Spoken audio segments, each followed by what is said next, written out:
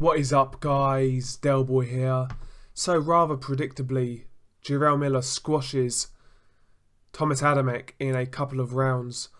This was a one-sided fight from the get-go, and 99.9% of us predicted that before this fight even took place. You know, when it was made, we said this was only going to go one way, and that's what happened. You know, first round, the size difference is just crazy. You know, Jarrell Miller weighed in at what, 317 pounds.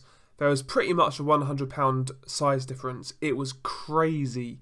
Tomasz Adamek was trying to utilise his speed, trying to stick and move, but the sheer size, aggression and punch volume of Jarrell Miller was giving Adamek problems right away, you know, from the first bell.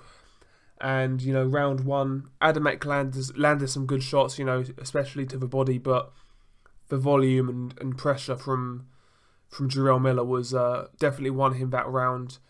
And you could tell from the first round this wasn't going to go long. Round two was more of the same, but, you know, the pressure was amped up a little bit. Adamek was backpedaling even more, trying to sort of get space, trying to get away from Jarrell Miller.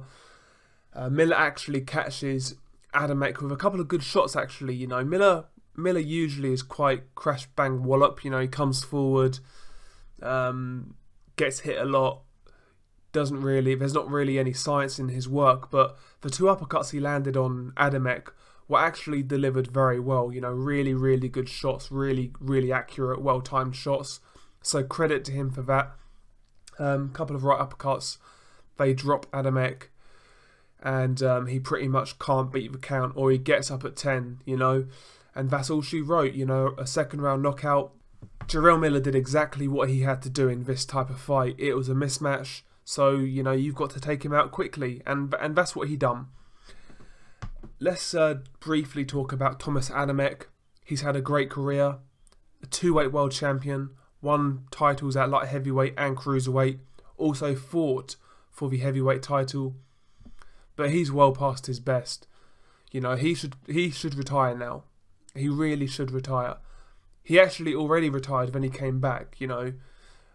He should have retired after he lost to Vitaly Klitschko, to be honest with you, but he stuck around too long, and he's got losses on his record that, you know, he shouldn't really have. You know, I'm talking about the Eric Molina fight, for example. You know, he was never losing to Molina back in the day, never. But you know, that's what happens when you stick around too long. You know, this is what happens. So he needs to retire, as far as I'm concerned. As for Jarrell Miller, where does he go from here? It's looking likely they're going to go down the WBA regular title route and fight Freza Quendo for that belt. Obviously, Manuel Charr has the belt, but he actually tested positive for a banned substance. We are waiting the outcome of that. But there's been some talk about Jarrell Miller fighting Quendo for that title. Listen, that would be a joke fight in terms of a competitive matchup. But, you know, it's a way to get a cheap world title, I suppose. So I can see why Jarrell Miller would do that. But I'll be honest, I would like to see Jarrell Miller actually take a risky fight. A fight that will extend him, and a fight that, you know, is competitive.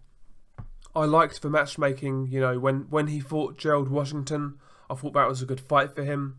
When he fought Mariusz Wach, I felt that was a good fight for him. And also when he fought Johan Duhaupas, that was also a good fight for him, you know. They were all good learning fights. And now I would like to see a slight step up. Maybe somebody like Dominic Breazeale, although that fight would probably be hard to make because Dominic Breazeale has a mandatory shot at that WBC title. He's just got to wait it out, so would he risk that? You know, possibly not.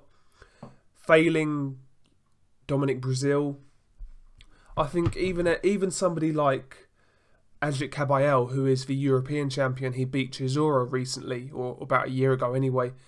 Even somebody like that, I wouldn't be mad at that, you know. Undefeated guy, proven at European level, better than most of the guys Miller's fought so far. I wouldn't be mad at a Kabayel fight, you know, decent fight. You know, these are the type of guys I would like to see Miller in with next. Obviously, someone like a Dillian Whyte, that would be a great fight, but I just don't see that fight happening next. But yeah, I want to see Jarrell Miller fight somebody who is going to come to win. You know, a guy with ambition, a guy who's really going to give it a go. But the issue is, you know, there's a lot of good prospects coming up in the heavyweight division, but in terms of actual contenders outside of the champions, there's not actually that much there. You know, maybe a Luis Ortiz, but again, they're not going to go anywhere near that fight. So, yeah, tell me what you guys think. Peace.